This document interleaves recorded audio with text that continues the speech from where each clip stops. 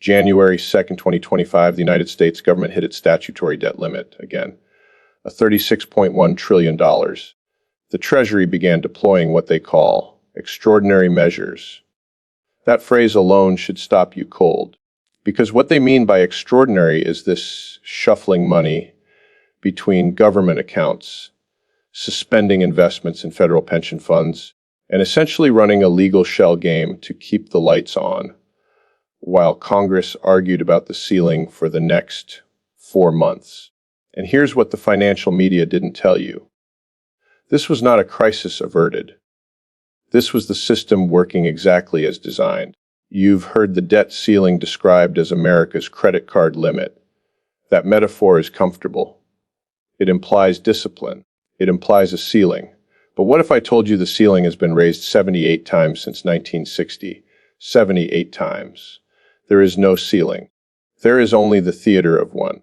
What you're actually watching, and what this video will prove with data, is a slow motion sovereign debt trap, a system where borrowing is structurally required to service previous borrowing, where the Federal Reserve has become the buyer of last resort for U.S. Treasuries, and where the word bailout in 2026 doesn't mean saving a bank. It means saving the currency itself. Here is the core paradox you need to sit with before we go any further. The instrument the entire global financial system uses as its risk-free benchmark, the U.S. Treasury bond, is issued by the most indebted entity in the history of human civilization. That's not hyperbole. The U.S. national debt now exceeds the combined GDP of every nation in the European Union. Interest payments on that debt crossed $1 trillion annually in 2024, making debt service the single largest line item in the federal budget, surpassing defense, surpassing Medicare. And unlike those programs, interest payments cannot be cut, renegotiated, or delayed without triggering a sovereign credit event. So when you hear politicians debate the debt ceiling, understand what they are actually debating, not whether to pay the debt. That's already decided. But who absorbs the cost of servicing it? And that cost is being silently, systematically transferred to you. This video is about the mechanics of that transfer. Stay with me. Let's build the analytical foundation, because the debt ceiling debate is often reduced to political theater, when the real story is deeply structural and deeply technical. Concept 1: debt monetization and the Fed's balance sheet expansion. When the U.S. government spends more than it collects in taxes, which it has done every single year since 2001, with one exception, it issues treasury bonds to cover the difference. Historically, those bonds were purchased by foreign governments, pension funds, and institutional investors who trusted the U.S. to repay. But look at what's changed. In 2008, the Federal Reserve held roughly $900 billion in assets. Today, even after the most aggressive quantitative tightening cycle in modern history, the Fed's balance sheet sits above $6.7 trillion. The Fed became the market. When foreign demand for treasuries weakens, and it has, with China reducing its holdings from over $1.3 trillion in 2013 to under $770 billion today, the Federal Reserve steps in. It creates reserves, buys bonds, and in doing so, it monetizes the debt. It prints the money to buy the promise. This is not theoretical. This is the documented mechanism of every sovereign debt crisis in modern history, from Weimar Germany to Argentina to Zimbabwe. Accelerated not by malice, but by structural inevitability. The yield curve and refinancing risk, here's where it gets immediately dangerous. Nearly 1/3 of all U.S. Treasury debt, roughly $9 to $10 trillion, matures and must be refinanced within the next 12 months. This is called rollover risk, and it's being refinanced at rates that are dramatically higher than the rates on the original issuance. The average interest rate on the existing U.S. debt portfolio is around 3.1%, but the 10-year Treasury yield has been trading between 4.2% and 4.8% through early 2026. That gap, that refinancing spread, translates directly into hundreds of billions of dollars in additional annual interest expense, automatically, without any new spending approved by Congress. Think of this like a homeowner who took out a 2.5% mortgage in 2020. It expires and they must refinance at 6.5%, except the homeowner is the US Treasury, the mortgage is $900 trillion, and there is no option to simply not renew.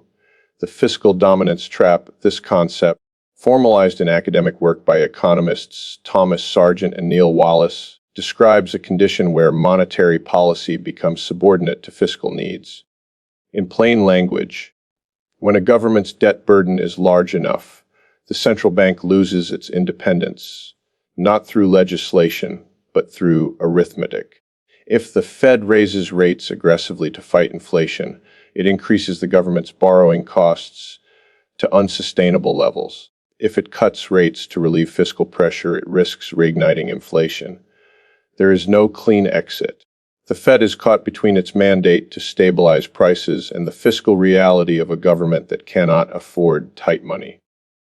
Ray Dalio, founder of Bridgewater Associates and architect of the all-weather portfolio, described this dynamic with characteristic precision when he said that we are in a period where the debt service math simply does not work at current interest rate levels, and that the resolution historically comes through one of three paths: austerity, default, or inflation.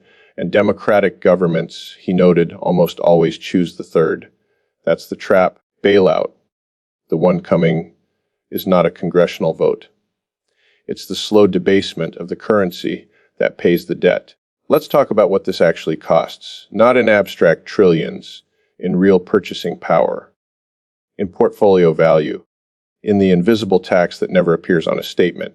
The U.S. consumer price rose 20.8% cumulatively between January 2020 and December 2023. That means 100,000 in cash savings at the start of the pandemic had the real purchasing power of roughly 79,200 by the end of 2023. No bank failure required, no market crash, simply holding dollars. The supposedly safe choice destroyed over 20% of your real wealth in 48 months. This is what Nassim Taleb calls the fourth quadrant of risk. The loss that doesn't appear in your brokerage statement, but restructures your financial reality. The invisible loss, the one that compounds quietly while you watch the nominal numbers stay flat. And here's the fear mechanism embedded in this system that shapes how millions of people make financial decisions without realizing it. The fear is not of the debt ceiling itself. People have been told the ceiling will be raised, and it always is. The fear is of currency devaluation. It's why gold crossed 2,700 per ounce in late 2024. It's why Bitcoin's institutional adoption accelerated through 2025 as sovereign balance sheet concerns mounted. It's why real estate, for all its cyclical vulnerability, has maintained demand as a hard asset hedge against monetary debasement. People are voting with their capital, moving out of financial instruments and into stores of value, not because they understand fiscal dominance theory, but because they feel the erosion.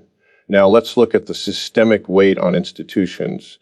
Social Security and Medicare, the two largest federal entitlement programs, face a combined unfunded liability estimated at $175 trillion in present value terms by the Congressional Budget Office's long-range models. These are obligations that exist regardless of what Congress votes on the debt ceiling. They are demographic commitments written into law, and they will be honored either in real terms through fiscal consolidation that has never been politically achieved, or in nominal terms through a currency that buys progressively less. The pension funds holding long-duration treasury bonds as their safe allocation face a double bind. If rates rise to reflect actual sovereign risk, bond prices fall and pension solvency deteriorates. If rates are suppressed to protect the treasury, real returns go negative and pension funding gaps widen anyway. There is no version of this scenario where the system is made whole without someone absorbing a loss. The question is only who. And the answer, historically, is always the same: the people with the least structural protection, savers, wage earners, fixed income retirees, the ones who trusted the system most. Let me make this concrete. because the macro story only matters when you can see it in your own financial life. The correlation failure of 2022, if you held a traditional 60-40 portfolio, 6% equities, 40% bonds, in 2022, you experienced something that had not happened in 40 years. Both assets declined simultaneously. The S&P 500 fell 19.4%.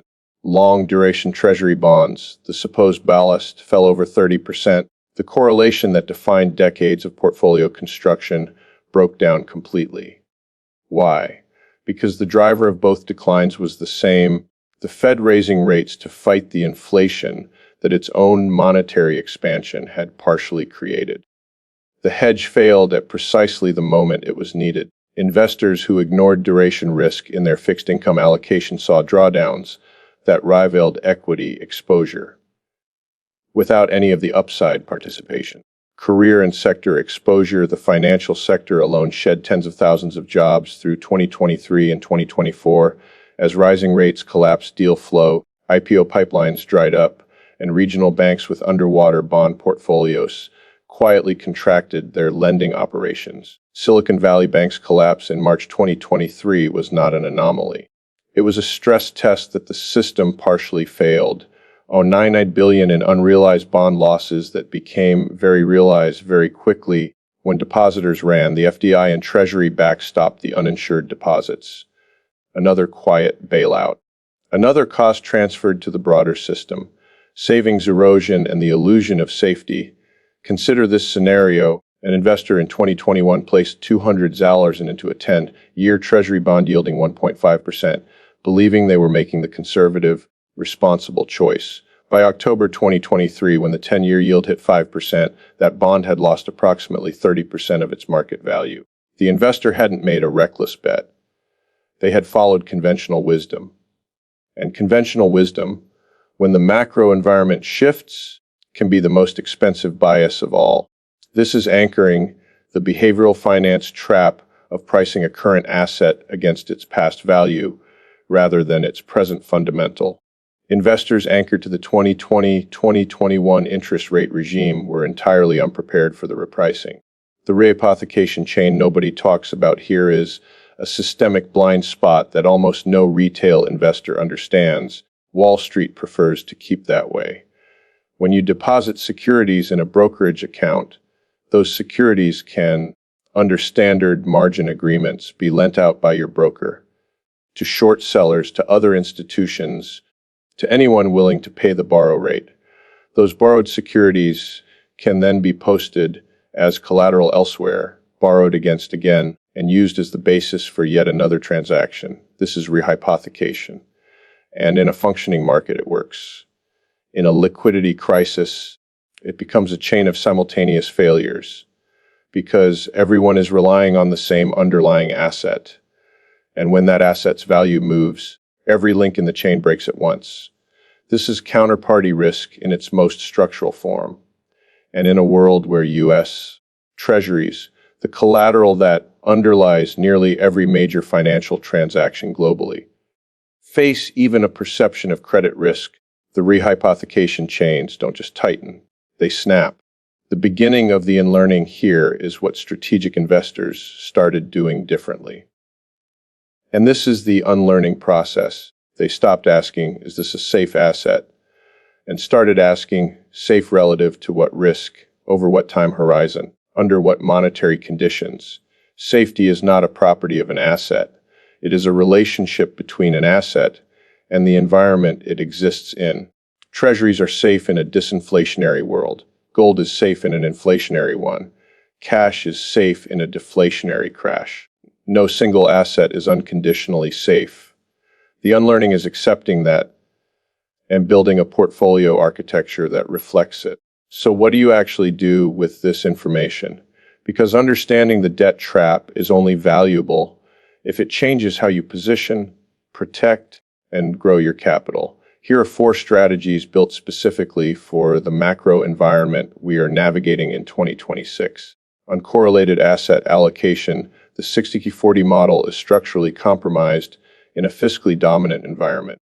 You need assets that respond to different drivers. A more resilient allocation in this environment includes exposure to real assets, commodities, infrastructure, real estate with inflation-linked rents, alongside tactical positions in gold and short-duration fixed income that limits duration risk while preserving yield. The goal is not maximum return.